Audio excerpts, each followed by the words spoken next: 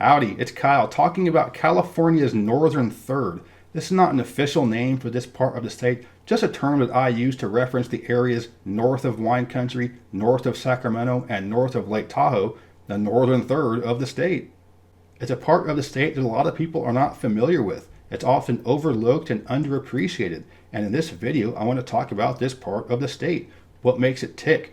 What are some of the unique challenges it faces? What's the economy like? What makes it different from the rest of the state? And I'll talk about that long-standing movement to break off from the rest of California and form State of Jefferson.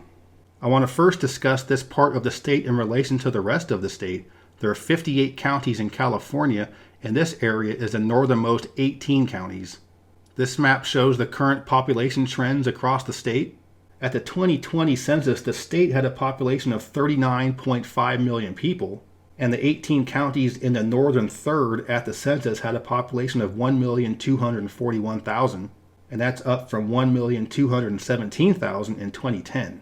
So very little population difference at all in the northern third of the state since 2010. The counties highlighted in that orange or peach color are counties that gained between the 2010 and 20 census, but have lost population since the pandemic started. And most of these counties are the really expensive counties along the coast. The counties highlighted in teal are the ones that gained population between the two census and are still gaining population today. The counties highlighted in red are the ones that lost population between the two censuses and are still losing population today. So I'm going to zoom in to just the northern third of the state, and you can see three very distinct patterns of population growth. As you can see, all but one of the coastal counties gained population at 2020 but have lost population since. The counties in the central have gained and are continuing to gain, and all but one of the counties highlighted in red have been losing population for quite some time now. So compare that map to this physical map of the state.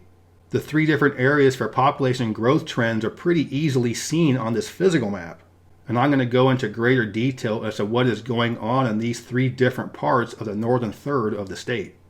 The largest city in the northern third is Chico, with about 102,000 people. It's located within Butte County, which has a population of 211,000. It's the most populous county in the northern third. Chico is known for two main things. One, it's home to one of the California State University campuses, and it's usually referred to as Chico State. And the city is also home to the Sierra Nevada Brewing Company, which is the largest company in the northern third of the state. So the combination of Chico being a fun city with some great outdoor activities nearby in the mountains and it being pretty cheap is why it's been growing a lot lately. However, the city also got a population bump for a bad reason. The nearby town of Paradise had more than half of the buildings in the city burned down in a wildfire. The population of Paradise was 26,000 in 2010. It is now 4,700. Many of the folks who lost their homes in Paradise moved to Chico or another nearby town called Oroville, and still others moved to different parts of the state or country. The next largest city in the northern third is Redding, with a population of 94,000. It's growing fairly slowly. It's located within Shasta County, which has 182,000 people. And Redding sits at the northern end of the Sacramento Valley. So once you go north of Redding, you're going into the Cascades and where you see Mount Shasta. After the Sierra Nevada Brewing Company, most of the major private employers in this part of the state are in Redding. It's the corporate headquarters to the Black Bear Diner, which is like the Cracker Barrel of the West. I remember when there were just a few of these places, now they're all over the western U.S. Redding is also home to preemployed.com, which is a large company for online background checks. It's also home to Apex Technology Network Engineering. It's also home to Seco, which does land surveying, GPS equipment, a lot of tripods.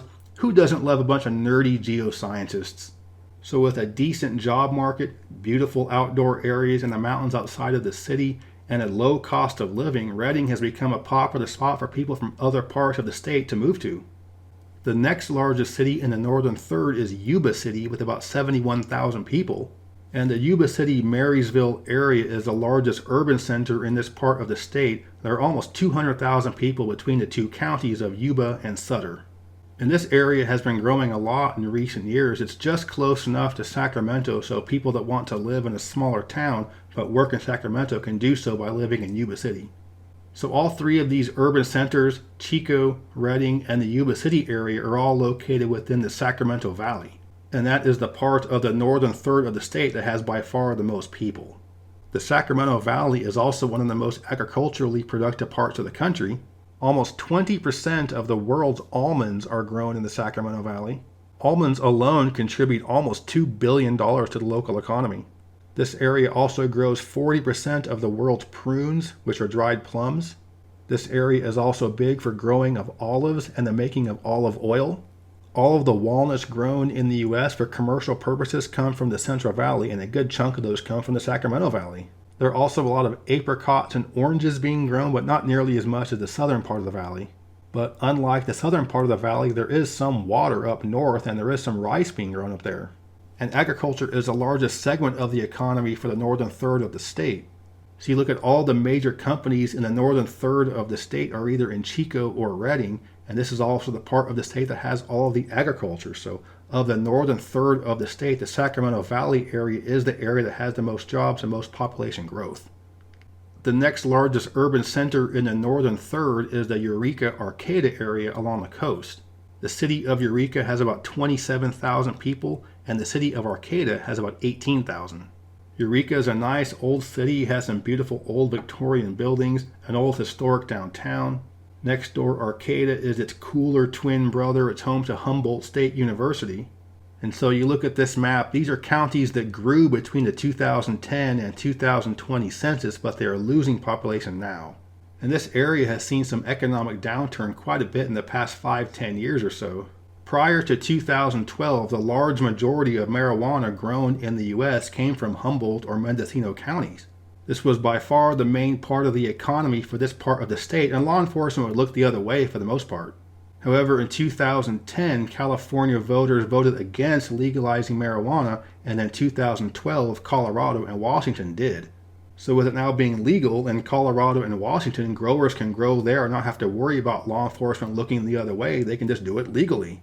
And keep in mind that the big rise in the marijuana growing in this part of the state came after the big decline in the timber industry in the 1970s and 80s. California is ranked number 5 in the country in terms of timber output, and this portion of the state is where you have a large chunk of it coming from, but it has gone down a lot in terms of industry importance.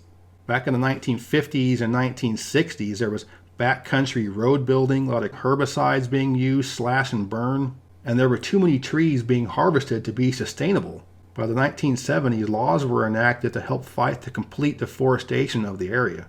By the 1980s, the price of lumber dropped by almost 50%, and that really hurt the economy of these coastal counties. In 1990, the spotted owl was placed on the endangered list, and this really made a lot of people in this part of the state angry.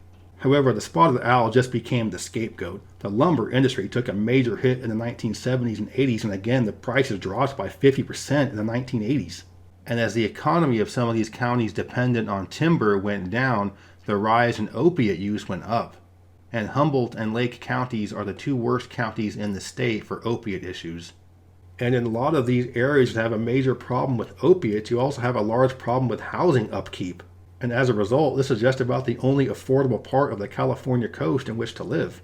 You can find a cheap house, but it will likely need a lot of work. And the third part of the northern third that I want to discuss is the northeastern corner of the state, which is high desert. All of the counties in this part of the state have been losing population for at least 15 years. And this has just always been the most economically depressed portion of California for at least as long as I've been alive. There are only about 70,000 people for this fairly large part of the state. It's very lightly populated. And I've always been kind of a California pride kind of guy. Back in the 1990s, I was exploring the entire state for the first time, but I would realize when you go to the northeastern corner of the state, you really don't have any California pride. And you will see more flags looking like this than the California state flag. And this is the part of California where you'll see the most reference to the quote-unquote State of Jefferson. A lot of Americans have heard about this concept of the State of Jefferson just recently, but this is something that goes back to the 1930s. It's important to note 2 very important things that happened in California in the 1930s. One is that this is the time when you started to see the rise of Hollywood. All of a sudden, celebrities and movie stars and going to see the moving pictures became the big thing. And to this day, this is a very important part of the California economy, but it's a long ways away from the northeastern portion of the state. Also, in the 1930s, you had a lot of Dust Bowl people relocating to the San Joaquin Valley. And we're talking straight up grapes of wrath here, including my family. So my mom's side of the family originated from Oklahoma, and the Dust Bowl came out to the Central Valley in California in the 1930s. And this is the time when you started to see the rise of the movement for State of Jefferson.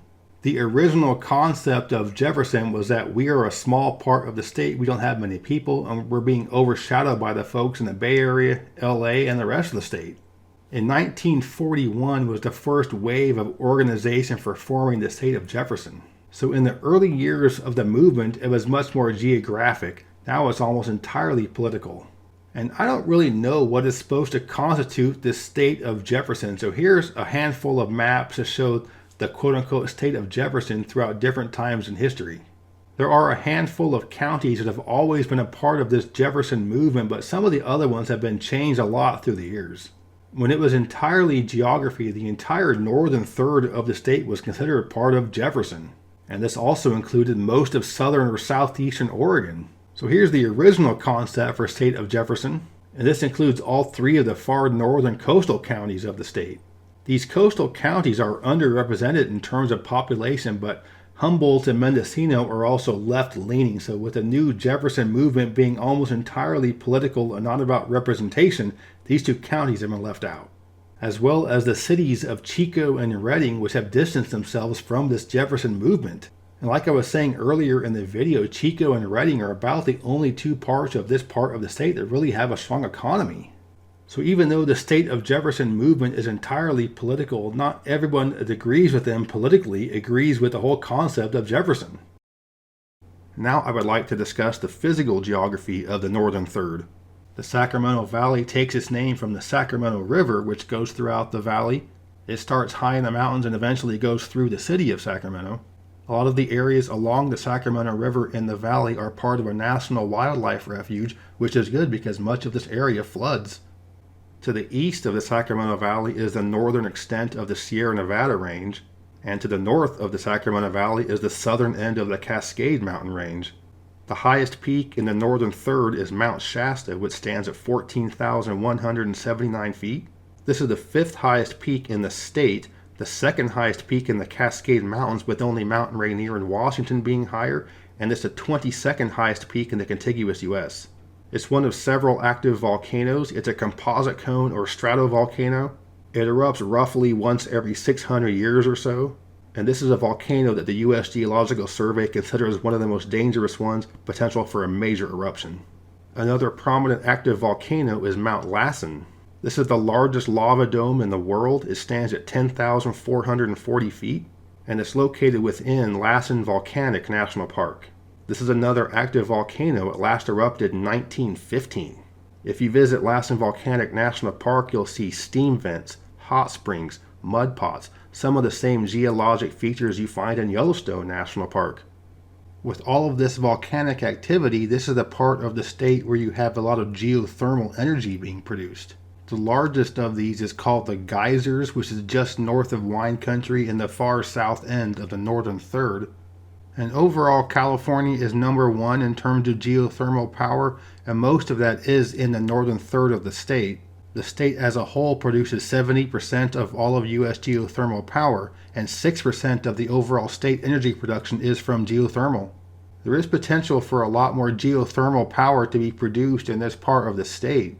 Also of interest is something called the Sutter Buttes.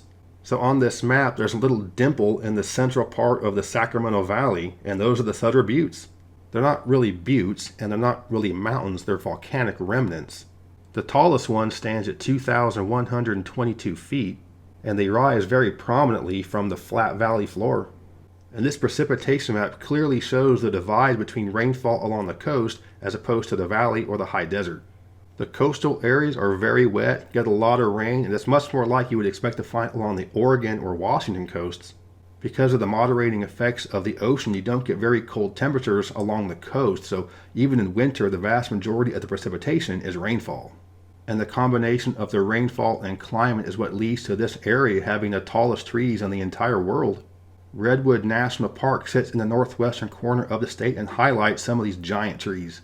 The coastal areas are gorgeous, but these aren't the kind of beaches you're laying out there to get a tan. It's going to be usually pretty chilly there. The towns of Crescent City, Eureka, and Arcata are three of the very few towns in the contiguous U.S. where there's a decent likelihood of a tsunami occurring.